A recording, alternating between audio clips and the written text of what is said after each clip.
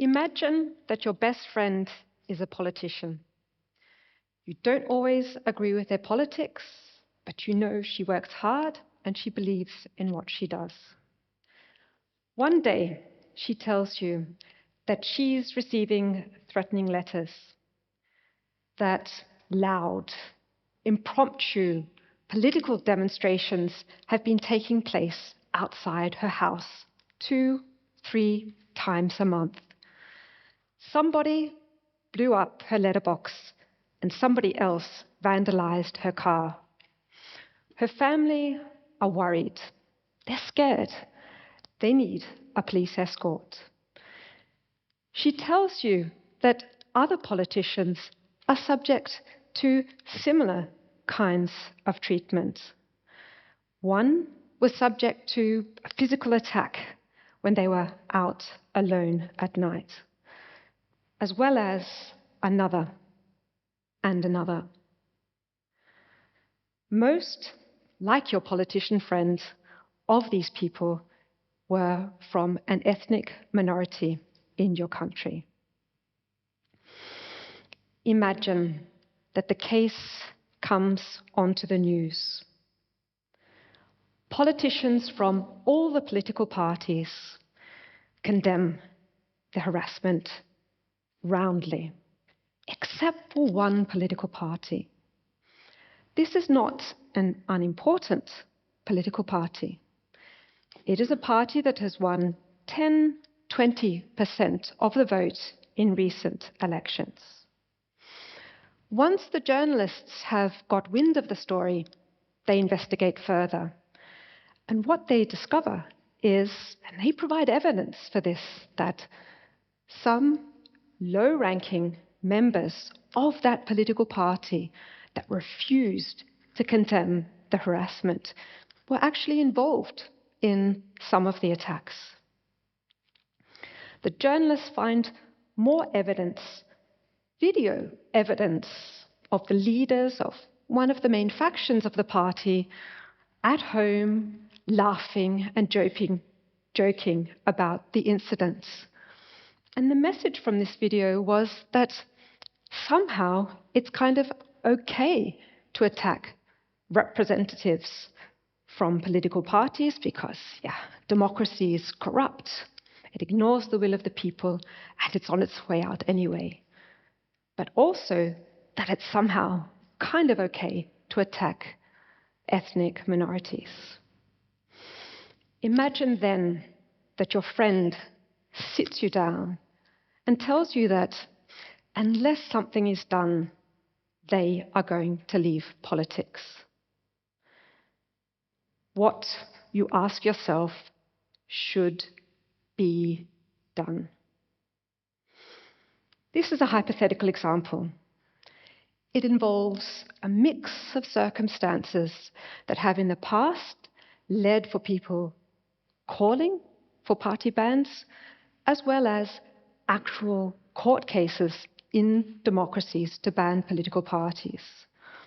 So this question of what should be done in such a situation is in fact a real question. Because of course something must be done. It's not acceptable in a state of law for anybody to be attacked and harassed in the way that your friend has experienced. In a democratic community, it's not acceptable for anybody to oppose a politician with intimidation or violence, no matter how seriously you disagree with their political ideas. Now, in such a case, the police would investigate. They would conduct investigations into who was responsible for such an act. But what we can ask ourselves here is, how high up does responsibility go? If a political party refuses to condemn such attacks and harassment, if we know that some of their members have actually undertaken some of these attacks, and we know that some leaders of the party are really not willing to outright disagree with these kinds of acts? Should that political party participate in the democratic process? Should it, in other words, be banned? My argument, despite these terrible events, is that such a party should not be banned. And that's because banning parties is bad for democracy, but also because there are many other good alternatives. I became interested in this topic when, as a young person, I did what many young people did. I took a break from study, bought a backpack, and traveled to the other side of the world. During my travels, I spoke to people from lots of different countries. And one of the things that really struck me as I spoke to different people was how divided people can be on what I had assumed naively were some of the basic fixtures of political life. I realized that people were really divided on things like where the boundaries of states were drawn. They were divided on who deserved equal citizenship. They were divided about the legitimacy of violence to pursue political projects, and even, in some cases, about the role of elections in politics. This was the beginning of a lifelong interest in politics in polarized societies, or societies that are damaged by low levels of trust between citizens, but also in cases where sectarian and political violence are part of daily life. It was also the beginning of an academic and a research interest into how people who disagree with anti-system and anti-democratic parties go about opposing such parties, with party bans being the most extreme and repressive option available in a democracy. And so, when I started researching this question, I spoke to people like your politician friends in the imaginary example I related a moment ago. But I also spoke to people who supported the radical ideas of parties subject to party bans. Many of these people were deeply disillusioned with politics in their country. They felt that their hopes and aspirations for a good life were being completely ignored. For these people, banning a political party standing up for their ideas added insult to injury. I soon realized that the situation I wanted to understand was a profound democratic dilemma, a dilemma that is truly difficult to solve. Because on the one hand, we need to demand high standards from our politicians because they could be involved in government. For democracy to work, we need politicians, but all of us need to abide by norms of civility, respect and non-violent airing of political differences, no matter how big those differences are. And so we can't be indifferent in the face of political parties that undermine the conditions for democratic politics. At the same time, politics relies on political pluralism, accepting that people want different things out of politics. They have different interests in politics. Democratic politics also requires tolerance, putting up with political ideas and projects that you might really dislike or perhaps even hate. Because in the right conditions, pluralistic democratic elections are an important barometer of what people want from their governments. That is the problem with party bans. It not only undermines principles of political pluralism and political tolerance, it closes down important sources of information about what people want from politics. Once I understood the depth of this dilemma, I realized I didn't know how to solve it. So what I did is I began to research how democratic communities deal with the dilemmas involved of anti-democratic parties.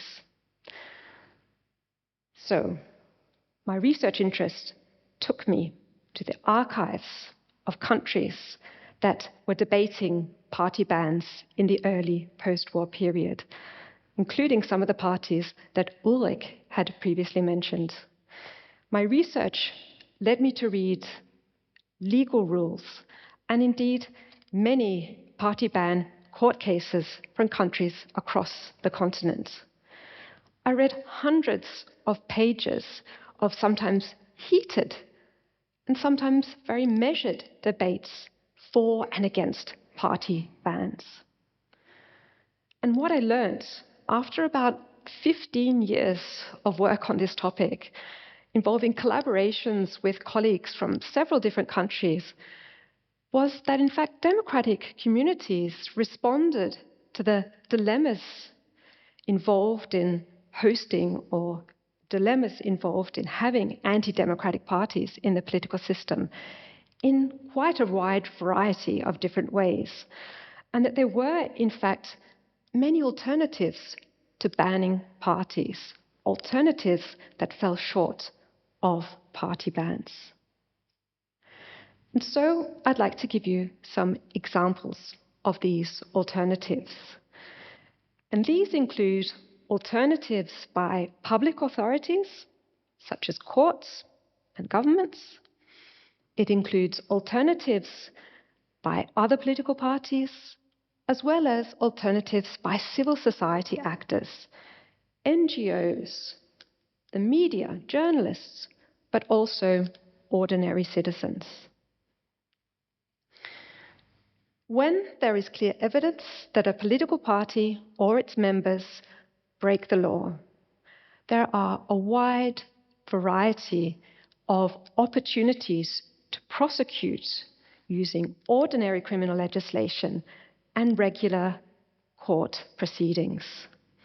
It's not difficult to find examples of political parties that have found themselves in courts, or their leaders that have found themselves in the court for inciting racism, for hate speech, or for Holocaust denial, along with a wide variety of other criminal law infringements. If a political party organizes criminal activities, perhaps systematically targeting and attacking foreigners or political opponents, these parties can be classified as a criminal organization and their leaders dealt with accordingly. Even counter-terrorism policy can be undertaken without banning political parties, even parties which pretty openly justify the use of terrorist violence. These kinds of legal measures are less damaging for a democracy because they apply rules that all of us have to obey, in contrast to party bans, which suspend general rules in exceptional circumstances. Case study research also shows that legal proceedings or the threat of legal proceedings can change the behavior of anti-democratic parties, encouraging them or providing incentives for them to play by the rules of the democratic game, at least in public or front of stage. And this is because legal proceedings have consequences for political parties. It's expensive to defend yourself in court. It takes time away from ordinary politics. It can be immensely dividing for your party. It can damage your reputation and make individuals unwilling to associate themselves with such a party. It is true that the use of the coercive authority of the state in this manner can strengthen feelings of alienation and distrust by people who support such parties. But I would argue that this is no worse than banning political parties. Other political parties can also act, and what they do matters immensely. Other political parties can decide whether they're going to cooperate or not cooperate with an anti-democratic party. By refusing to cooperate, democratic parties can prevent anti-democratic parties from influencing the content of legislation and government policy. And it is not too difficult to find examples where anti-democratic parties are systematically excluded from coalition government and legislative majorities. Even in cases where such exclusion is not comprehensive or systematic, when the real danger arises, democratic parties can use a majority, use their votes to block anti-democratic legislation or policies that will undermine liberal democratic institutions and values. This kind of political ostracism is less damaging to a democracy than party bans, because it means that parties that people have voted for in quantities sufficient to give them seats in parliament, are able to communicate the preferences and wishes of their voters in the parliamentary arena. Case study research also suggests that if an anti-democratic party has governing aspirations, this kind of political ostracism gives them strong incentives to moderate their policy, to clean up and soften their public image in order to make themselves attractive potential coalition partners. Civil society actors also have many options for responding to anti-democratic parties. For example, owners of hotels, meeting venues can just refuse to host events by anti-democratic parties. People organizing public events, such as festivals, such as public debates, can refuse to invite representatives of anti-democratic parties.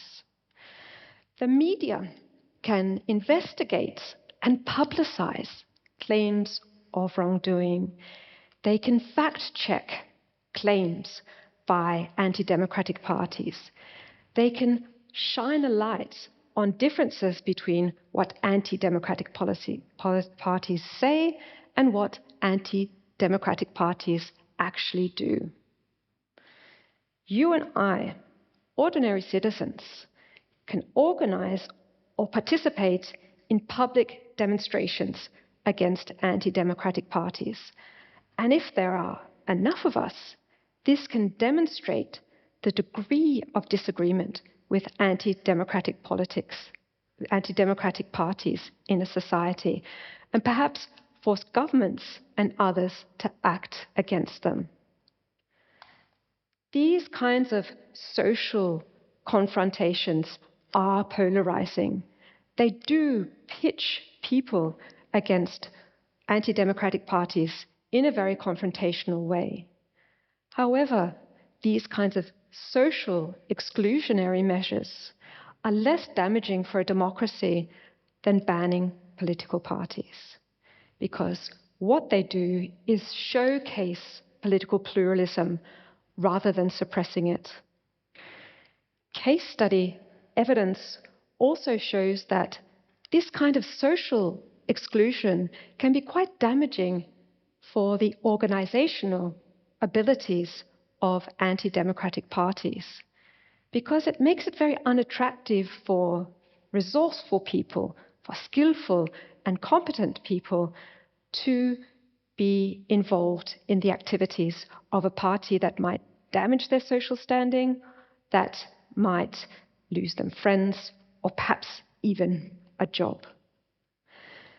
And so, to conclude, my research has shown that democracies do ban parties, probably more often than many people think, but it still remains an exceptional case.